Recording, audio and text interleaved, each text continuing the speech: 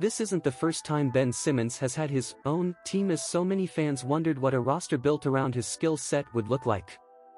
It is the first instance that he's been the mark name of an NBA franchise, but he was the #1 guy at LSU, and forfeited the opportunity to be the engine of the Australian national team. Simmons' supernatural athletic ability made him the prospect he was, and everybody fell in love with his passing while overlooking the fact that maybe he was so good at finding open teammates because he didn't want to expose his fatal flaw. Being a poor shooter isn't Simmons' Achilles heel. It's that he's never improved, and if anything has become worse. He's unquestionably less effective now than he was in Philadelphia, and whatever happened during the hiatus that led him to Brooklyn has accelerated the speed at which his game is atrophying. Look, he's clearly one of the most athletically gifted players we've seen. He's 6'10", and has great balance, strength, and speed. He can guard all 5 positions, pass. And his slash was a monster in transition. There were games as a 76er when Joel Embiid was out that Simmons would turn into a track meet, and it made fans wonder if he could do that full-time.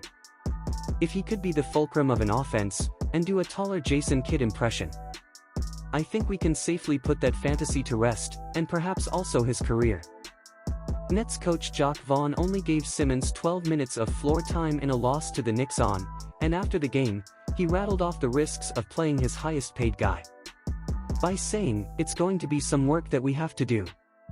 Because, you just take a look at what the lineups could potentially look like. You put another big next to Ben. Then you got to figure out what the spacing is around him. Then, if you put another playmaker next to him, then you got to figure out what Ben looks like without the basketball. Then, if you go small with Ben, then you have to figure out, can you rebound enough with him? That's so damning that it might as well be an indictment. So the only scenario in which Simmons gets playing time is if he has the ball in his hands the entire time. Then you figure he's going to continue passing up late-game open layups because he's deathly afraid of going to the line. After all that, it's a wonder how Vaughn found 12 minutes for him at all. Simmons has 2 years, $78 million left on his deal. And there will be no trade suitors until he's an expiring contract. Even then, I could see an organization acquiring Simmons, and telling him to stay away because he's a sunk cost. You can't help someone who's unwilling to change. No, this isn't a guy with a drug problem, it's an uncoachable basketball player. A former #1 overall pick, Rookie of the Year, All-NBA.